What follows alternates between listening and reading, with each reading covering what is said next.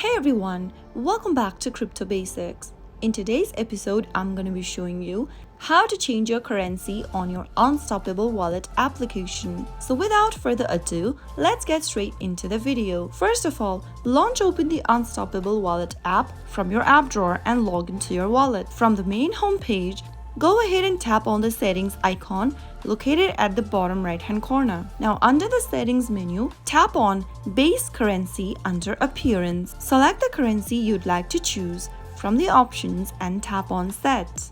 And you will be able to change your currency using your Unstoppable Wallet application. So that's how easy it is. If you found the video to be helpful, go ahead and give us a thumbs up. Don't forget to subscribe to the channel by hitting the subscribe button. Also press on the bell icon so that you'll never miss another upcoming upload from us. I will see you again in the next episode. Goodbye till then.